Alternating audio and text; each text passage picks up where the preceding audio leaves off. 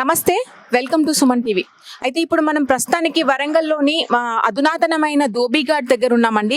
ఇది గత ప్రభుత్వము హయాంలో కేటీఆర్ గారి చేతుల మీదుగా ప్రారంభమైంది. అయితే ఎలక్షన్ తర్వాత ఇది ఇక్కడ ఎటువంటి సదుపాయాలు లేవు అని చెప్తున్నారు ఇక్కడ ఉన్న కొంతమంది ప్రజలు.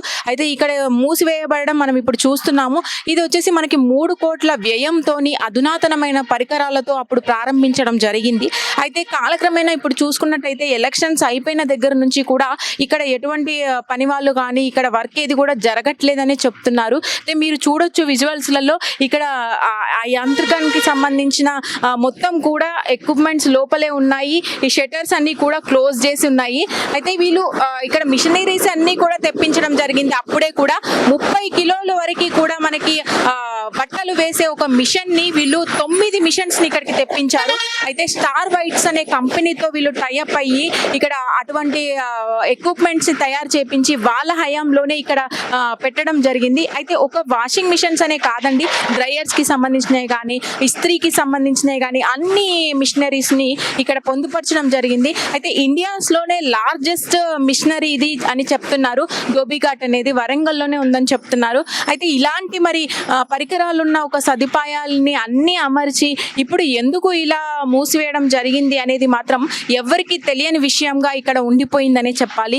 ఎంతో మంది ఆశపడ్డారు. అయితే ఇక్కడ ధోబీ వాళ్ళు కానీ మనకి ఎంతో మందికి అవకాశం వస్తుంది, మరి మేము కూడా పనులు చేసుకోవచ్చు అన్న దృక్పథంతో వాళ్ళు ఉన్నారు. మరి వాళ్ళ ఆశలకి నిరాశ ఎదురైందనే చెప్పాలి. ప్రస్తుతానికి మరి ప్రభుత్వం ఏం నిర్ణయం తీసుకుంటుంది, ఇక్కడ ఎన్ని రోజుల తర్వాత ఇది మళ్ళీ ఓపెన్ అవుతుంది, దీనికి పూర్వ వైభవం ఎప్పుడు వస్తుంది అనేది అయితే ఎదురు చూడాల్సిందే. ఇప్పుడు మనం చూడొచ్చు ఇక్కడ పక్క నుంచి మనము దారి ఉంది, ఇక్కడ కిటికీ అయితే ఓపెన్ చేసింది. దీన్ని కొంచెం ఓపెన్ చేసి చూస్తే లోపలికి ఎట్లా ఉన్నాయో మిషనరీస్ ఆ రోజు ఓపెనింగ్ రోజు దండలు వేసుకొని పూల దండలు వేసి అలంకరించినట్టుగా ఉన్నాయి. అవి కూడా అలాగే ఉండిపోయినాయి. అంటే ఎటువంటి వాడకం జరగలేదని అయితే మనం క్లియర్ గా చూడొచ్చు ఇక్కడ.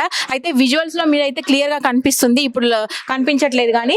అయితే లోపల మిషనరీస్ చూస్తున్నట్లయితే మొత్తం కూడా ఆ రోజు ఓపెనింగ్ కోసము పద్ధతిగా అమర్చి పెట్టినట్టుగా అలాగే ఉండిపోయినాయి. మరి ఎవరి హయాంలో ఇది పర్యవేక్షణ జరుగుతుంది, మరి ముందు ముందు ప్రజలకు అందుతుందా లేదా అనేది మాత్రం ప్రశ్నార్థకంగానే మిగిలిపోయిందనే చెప్పాలి. మరి ఇక్కడ ప్రజలైతే ఎవరు కనిపించట్లేదు. మరి ముందు ముందు ఎలా ఉండబోతుందో చూడాలి. అమ్మ చెప్పండి, మీరు ఇక్కడ ఎన్ని రోజుల నుంచి ఇక్కడ అయితే మేడం ఇవాళ వచ్చినాం, నిన్న మొన్న మా వాళ్ళు వచ్చి కానీ ఇవాళ అయితే వచ్చినాం. పొద్దు నుంచి అయితే షటర్ తీసి లేదు, ఇక్కడ ఎవరు వాళ్ళు ఒకళ్ళు అయితే వచ్చి నీళ్లు కొట్టిపోయి చెట్లకు నీళ్లు కొట్టిపోయి.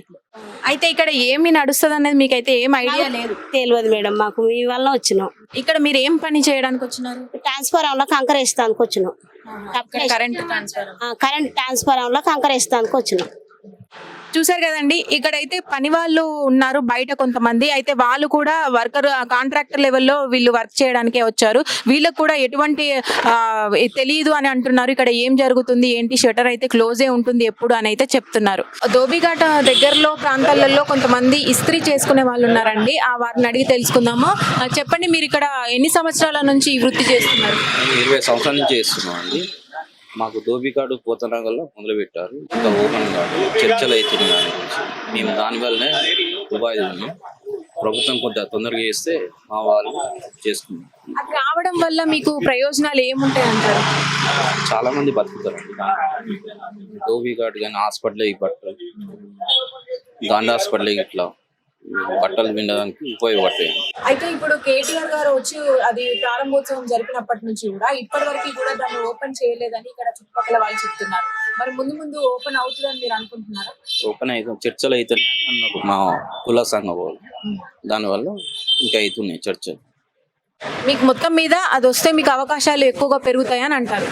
అవును, చూస్తున్నారు కదండి, చాలా మంది చేతి వృత్తులకు సంబంధించిన వాళ్ళు, ఇస్త్రీ వాళ్ళు కానీ డ్రైయర్ కి సంబంధించిన ఎంప్లాయీస్ ఎవరైతే ఉన్నారో వాళ్ళైతే ఎదురు చూస్తున్నారనే చెప్పాలి. మరి ముందు ముందు ప్రభుత్వము ఏమి సూచనలు చేస్తుంది, మరి ఎవరి హయాంలో ఇది ముందుకు వెళ్తుంది అనేది అయితే తెలుసుకోవాల్సిందే.